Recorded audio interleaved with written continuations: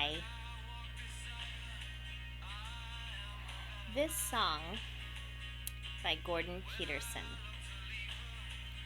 Canadian performer, wonderful artist.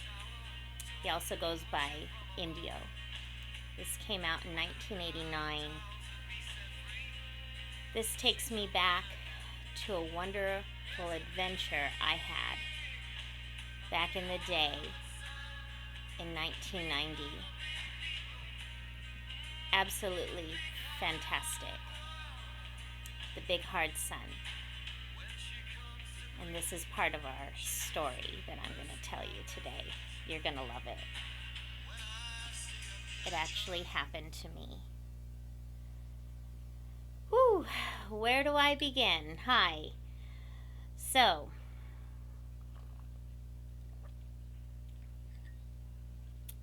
this was back in the beginning of the summer of 1990. I had just graduated high school, and I wanted to get the hell out of Oregon and move up north to Seattle. It was just so important to me. I thought about different summer jobs or things to do. At the time, I was a waitress in Dallas, Oregon. I lived there with my guardian and her husband after my mom died in 1988.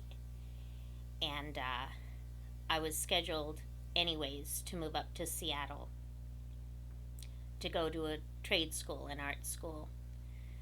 But subconsciously, I really just wanted to get the hell out and move up north.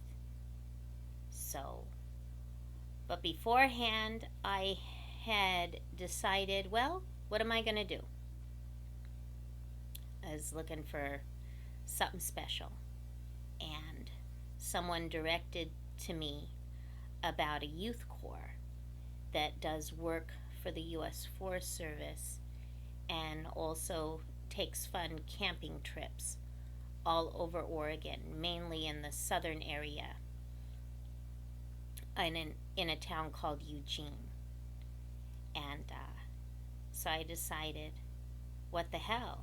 And I actually found an ad about it in the newspaper that they were hiring. They were taking on all kinds of young people, teenagers and college students. And most of the crew were trained survivalist specialists. Often a lot of them taught during the school year as teachers, and they came from various states. So I decided I'm going to join this youth corps. And it was a lot like the military. But the enemy you're battling is the elements of the land. So I decided to go. And one thing I'll really thank my father for was he said, remember to bring your little sewing kit, because you never know if you're going to need it or not. And I'm just so grateful for that, because it saved basically the girls' tent the first night. So, in an overview of all of this, I'm going to show you a map of where we were. And then it's going to lead up to the last week that we were there at the end of the summer in August. It was very hot. But we ended up in a very special place. And we had a really wonderful experience that I can't explain. Now, how many years later, I have talked to survivalists, firemen, military men, all kinds of people who are like, you had something special that happened to you. I've talked to some native people of various tribes over here. And they're like, yeah, you saw something really, really good. And then what you heard was even better. You heard the truth. Okay. So, this is a rough map. Okay. This area here is Oregon, this yellow bit. We were stationed kind of roughly in an area called Eugene. The dot that you see, we ended up at this place called Crater Lake. Crater Lake is a special, special lake. For years and years, they used to think that it was bottomless, but it's just really deep. It was once a huge mountain called Mount Mazama, and there's a lot of mythology behind it that deals with Native American tales about the Bridge of the Gods and the Cascade Mountains. Mount Mazama, which used to be Crater Lake, was a huge mountain, and about 3,000 years ago, it not only erupted, but it exploded. And then there's tiny little lakes below it that are called the Sky Lakes Wilderness. Shallow little places you can go swimming. I actually had the opportunity one day, the last week, camped out there, where I got to shower underneath a waterfall near one of the lakes. And I got to do it naked. And it was so much fun. But it did lead to something really creepy. So I'm going to tell you about it.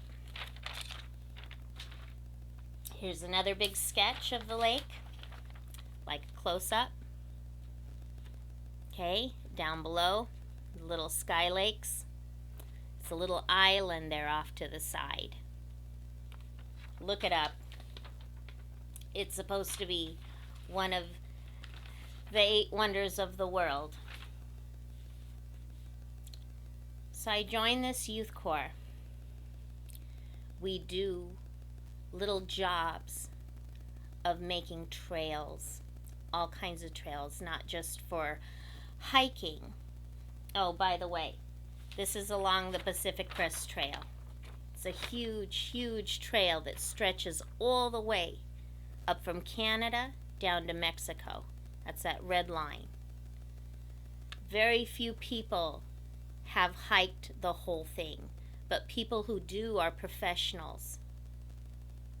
And it takes a while to get through all of that. So, this job was a lot like the military. Different crews. We dug trails.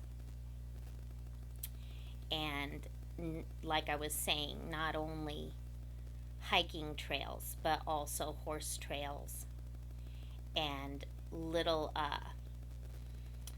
pieces off of the trail where the water can flow down to keep the trails nice, to keep them stable, so people don't have injuries. And then if folks who own the land decide to grow trees and then have them cut down later to be sold, as wood and whatnot, after doing, taking down all the trees like a crop, they burn that area of the land, and then there's soot and charcoal everywhere, and you have to dig trails for the planters so they can go in with new little trees to regrow. It's good for the soil. It's good to do that kind of stuff. Well, we would dig trails, sometimes up 45-degree angles, hiking up with 25-pound packs, and our tools, and we'd get soot all up our nose, Sometimes the hike could take a half hour or more to get to the base where we wanted to go. And we'd end up with the soot all over our face and bodies. You blow your nose, out comes black. It's actually really good for the skin. But we would do week-long sessions doing all these kinds of jobs. We even did an archaeological dig toward the end. And one girl, her nickname was Pee-wee, little girl, she was only 15. In the archaeological dig, she found a spearhead, and it was part of foreign rock. We were sifting through, looking for dirt and little wonky things that were foreign rocks to that area of land. And we were finding pieces of garbage that were left along in that area of forest. She found a whole spearhead, not an arrowhead, a spearhead, which meant, and the archaeologist that was working with us, who worked at University of Oregon, told her, honey, that hasn't been touched for 3,000 years. And now we can establish this area for study. So basically, you've saved an old growth forest. And she was so excited. She lifted it up like it was the Holy Grail. It was fantastic. The first night, we were out in an area near the Mackenzie River. And we had to go up kind of a slopey hill. Girls' crew, guys' crew, we camped separate. We had a crew leader, a guy, and then we had his underlings, which were, his little assistants. And then there was a supervisor who would take a look at all the crews, because there were 3 separate ones working in different areas far away. And that's a wood boss. But the first night, it snowed. We set up our tents. Everything was fine, but we were real green. Some of us had experience from doing the youth corps the year before. I didn't know what the hell was going on. I had all my equipment. I had the right kind of gear and clothes. But it snowed mixed with rain. Thank God I brought wool socks. And thank God I brought some boys' long johns. Kept me warm and dry. There was a girl in the crew, God bless her, name's Heather. She was a little slow. I guess you would call her slightly a little disabled. She actually shouldn't have been with us. But I think her parents didn't really know the whole crust of the situation, the reality of the job. And even though she was probably around 16 years old, she had the mind of a 10-year-old. And she was a heavy-set, tall girl. And she accidentally ripped the zipper of our tent. So, in the middle of the night, I woke up with my head, there was a puddle of water. I was laying down on my back, and I woke up. My ears actually got filled with water, and it woke my ass up. And freezing cold, And the other girls started to wake up too, and they were just cold as hell and crying. And then I'm thinking, oh God, what do we do about the rip? The girl didn't mean to do it. She had to go to the bathroom, and we had dug up a sump hole, 2 separate ones, one for the girls, one for the guys, out near the wood line to go to the bathroom in privacy. But it's dark, Some of us had flashlights. I sure as hell did, and I'm glad I did. But when she crawled out of the tent, she struggled, and she accidentally ripped the seam of the door where the zipper was. So I'm sifting through all my stuff, and I found my little needles and my thread, and I was able to sew that door shut, at least temporarily, and then later on I fixed it a lot better. And then that morning, 5 a.m., it was like the army. You had to gather around in a circle, go over the job, and go do it.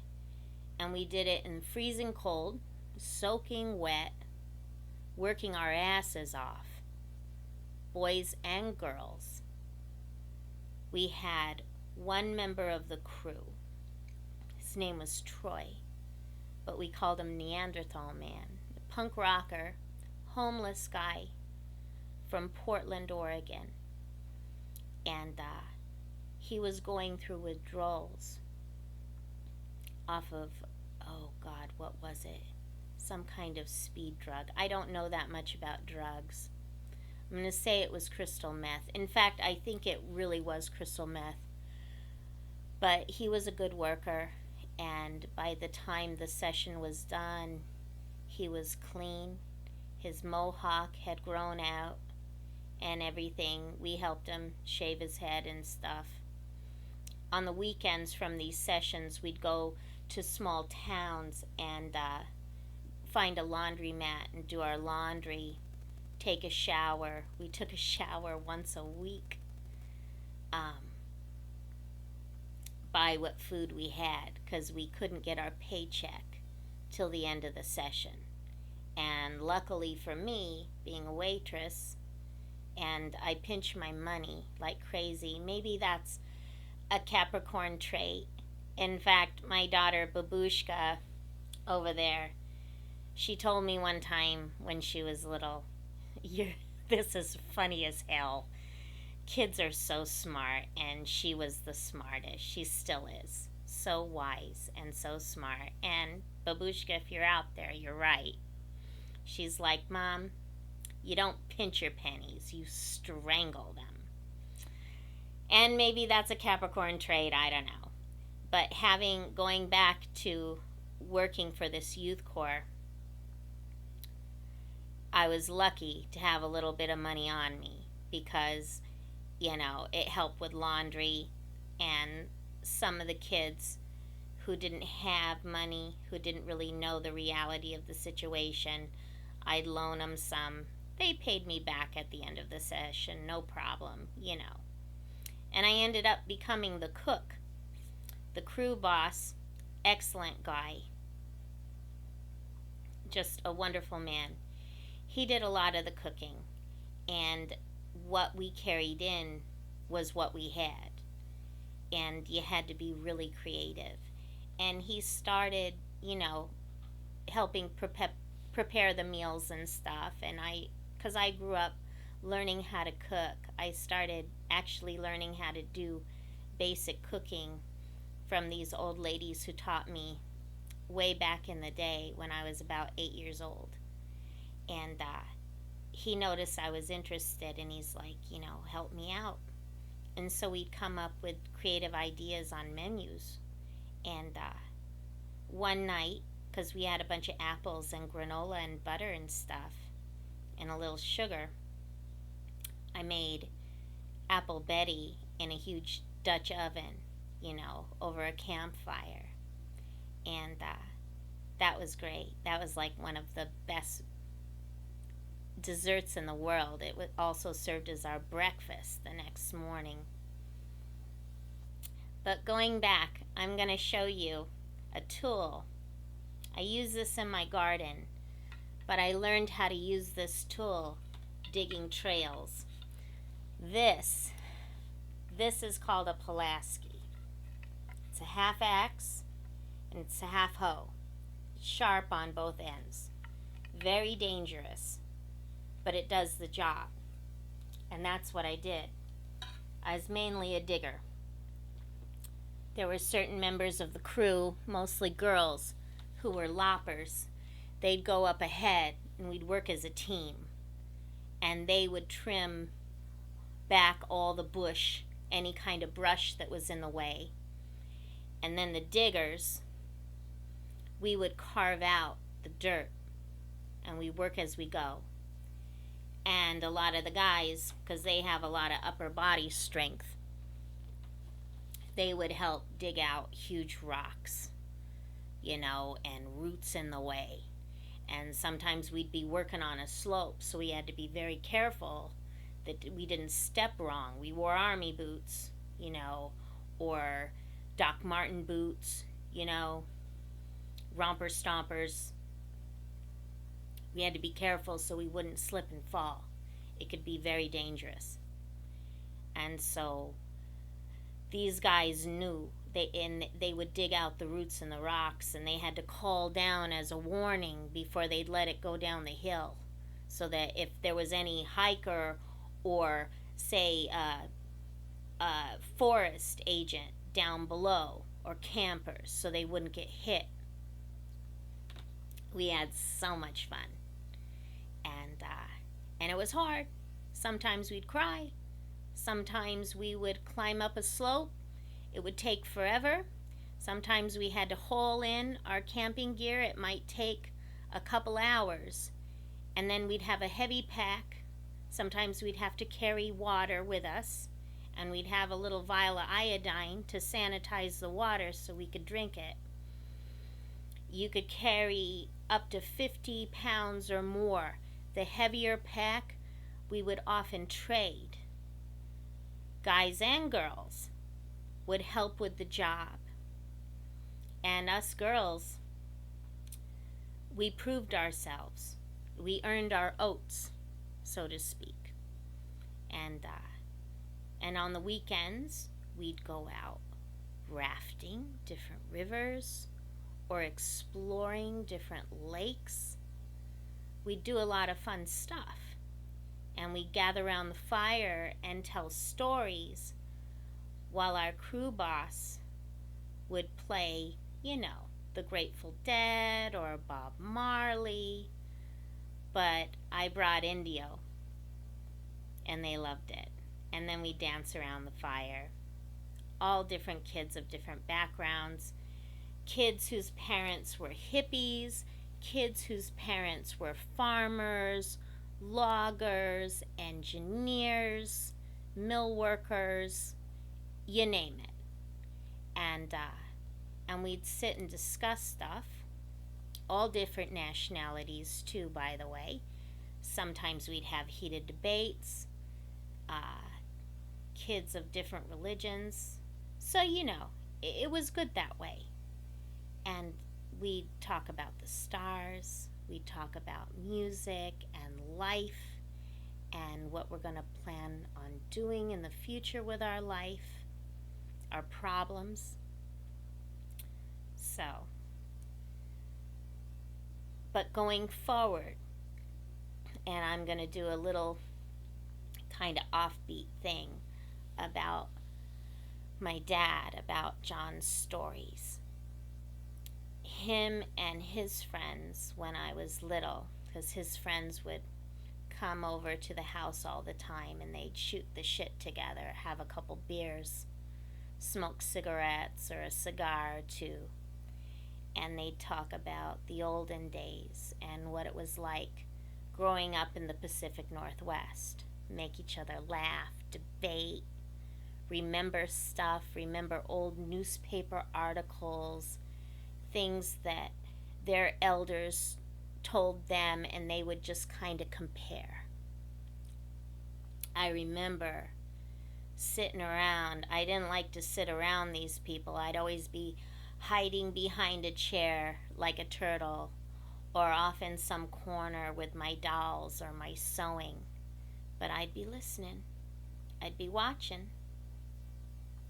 But I remember this story about the time is 1924, and these gold miners decide to build a cabin and camp on up to look for gold at Mount St. Helens, which is near Portland, Oregon, in the northern part of Oregon. and they get attacked by God knows what. Now, Seattle is a name that comes from Chief Seattle, and he was a head of one of the major tribes over here called the Salish. Well, the Salish, there's a word, and it evolved because a white dude couldn't pronounce it correctly. The term or the word is Susket, okay? But the dude interpreted it, he reworded it as Sasquatch, the hairy man. In the Indian totems, you see a Sasquatch. You see those cryptid creatures everywhere. You find it in sculpture and paintings and in woven art of this giant, who knows what it is, primate figure, you know. And to see that totem, the word means to see the truth.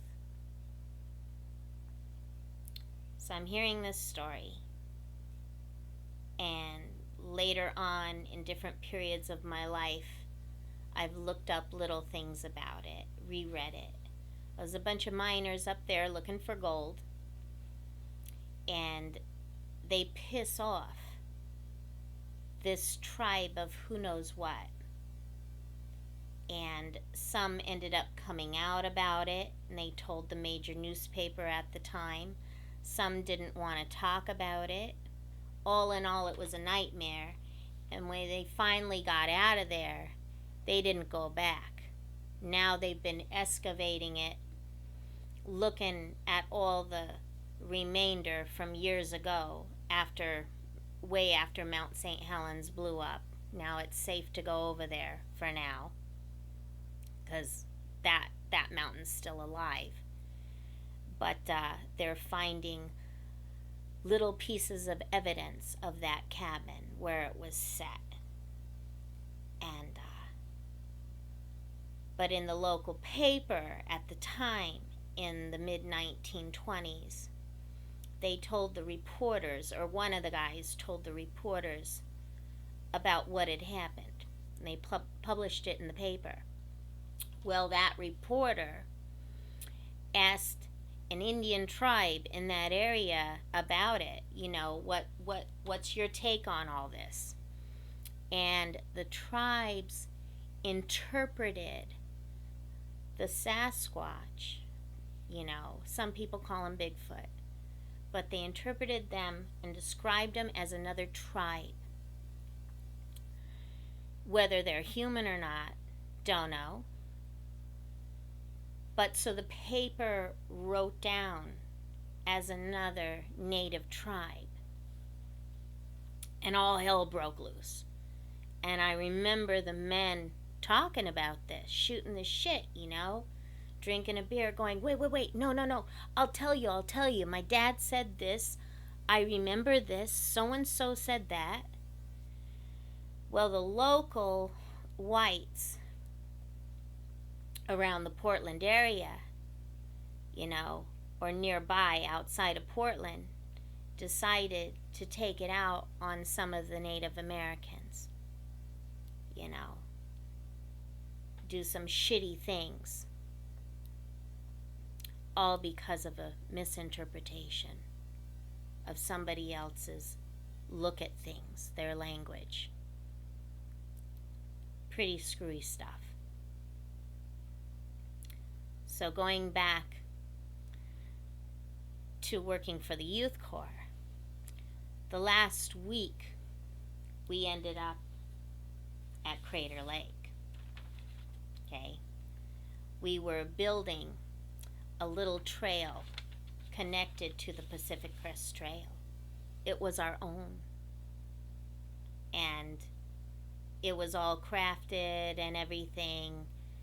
Afterwards, we felt so successful because it was one of the hardest jobs. We actually had to hike in, and some of it was bushwhacking, off trail for like 25 miles. On trail, off trail. I think we only saw one guy with the U.S. Forest Service walk by us, and he talked to our crew boss and everything. And it was great when we were done because we ended up camping out the last week at the Sky Lakes Wilderness out in the middle of nowhere. And it was fun because we had like a huge gathering and we were all excited, just dancing and singing and playing is great. It's like paradise. But we're out in the middle of nowhere. It's totally black at night, other than after we put out the campfires, and we would do it properly for safety reasons with water, all that good stuff.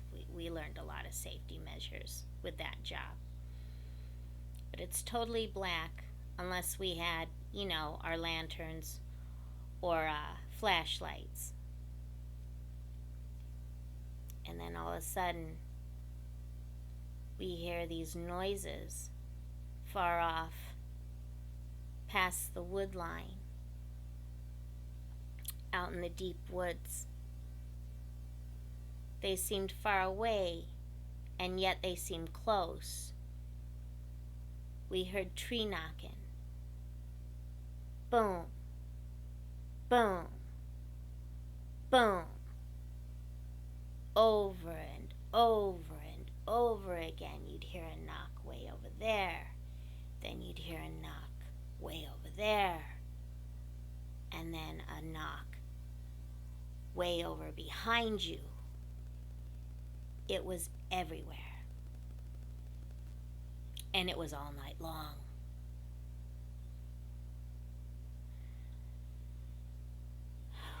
We were only there for 2 more nights because it was the weekend, and then afterwards it'd be time to go home. I think this is important to let Babushka know too, because I never had a chance to tell you, sweetie. It's something special. Now the following morning we played normal. Everything was fine. We had breakfast, We're getting ready, talking about what we're going to do, exchanging addresses and numbers. Because back then you didn't have cell phones. What we're going to do with our parents. Let's get together, You can meet my family, I'll meet yours, that kind of thing. The following night, it's dark again. But beforehand, here's a little secret, and this is great. And in this environment, by the way, I felt totally safe, and so did the other girls and the other boys. There were only like 3 relationships from 3 crews, all together, because there's 3 separate crews. One crew's working in this area in another place. Then another crew's working in another area, and then our crew, which was the red crew, we were working. But this was a gathering of everybody, by the way. There were only a few relationships, and they were pretty innocent, nothing naughty, nothing serious. I felt safe. I felt safe around the adults too. There were a couple of underlings who were women. Actually, there was a crew boss that was a woman who handled another crew. I only saw her a few times though, but most of the bosses were guys. But our crew boss comes up to the girls' tent, and we're getting ready to go to sleep, and we can see his shadow, and we can see his flashlight, his torch going. And he goes, girls, I want to do something special for you. So I think there's deer in the wood. And he goes, I don't want you to think I'm being weird. This is kind of gross, but this is gonna do something where you can see something great. You got your flashlights ready? We're like, yep, we got them ready. And he starts to piss outside. We can see his shadow, we can hear the tinkle, and we're all laughing. Oh my God, you know. And so he pees. So in the urine, there's salt. The deer are attracted to the salt. So about half hour later, we start seeing shadows of the deer all around us, and we can see it with our flashlights. It's great. It's the best shadow puppet show I've ever seen. We go to sleep.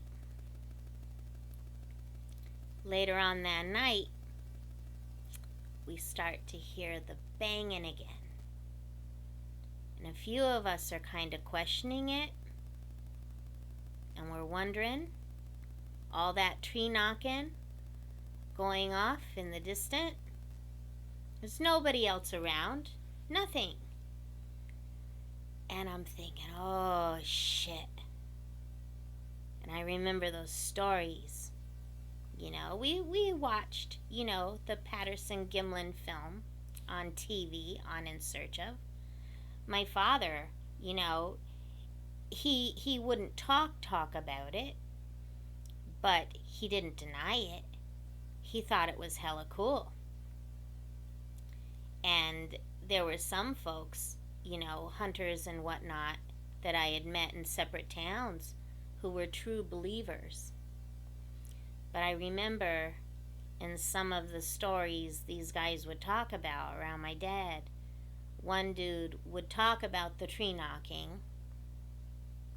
And I remember specifically another guy, he raised up his hand one time as everybody's debating and shooting the shit, and he goes, you can tell by their smell. So, we're hearing the knocking, eventually go back to sleep. And then the next morning, you know, it seemed like the crew boss and the underlings were a little bit nervous. His assistants were nervous. But nobody talked about nothing. We just kind of packed up, made sure we had everything ready. But beforehand, we were able to go out to one of the lakes. And they were close by, you know, within walking distance, the Sky Lakes Wilderness. Absolutely fantastic. To walk around there is almost like a dream. It's just a paradise. So I go kind of alone. There were people nearby. But I go and, you know, I'm playing around in the lake and I got my swimsuit on. I kind of take it off because nobody else is around. I hear some of the girls far away. I don't see any of the guys and I feel safe. And I start taking a little shower under one of those waterfalls. Fantastic. And then, after a while, I smell a horrible, horrible smell. Like the worst garbagey, I don't know. It was putrid. It was burning. Just absolutely revolting. And I thought about that story. I don't know how to explain it. I got my swimsuit back on. And I gathered up my clothes and my towel. I got the fuck out of there. Went back to the girls. Kept it to myself. Is a smell of like garbage and rot and the worst body odor ever. It was just, it was so intense. And so years later, I've talked about it. I've even talked about it with Francis because there's all kinds of undiscovered animals out there. And then after a while, you find enough evidence and they get discovered. People forget that this part of the world, this neck of the wood, there's a lot of vast forests, especially way up north in Canada. Way up north in Canada, they got an area called the Headless Valley. And if anybody is watching this video, I would advise you to look up the Headless Valley. There's all kinds of vast areas here and Alaska, Canada, you know? So, I'm glad I was able to get this out and share this story with you. Another thought, too. I've talked to some veterans, Army, Air Force, because in the state of Washington we have the big military base, Fort Lewis. It merged a few years ago with McChord Air Force Base, so they call it Fort Lewis McChord now. But one of the men told me, and I confirmed it with another veteran, that there's a rule at the base to leave the Sasquatch alone. And with that note, I hope you liked my little story with the Chronicles. And remember to ring the bell.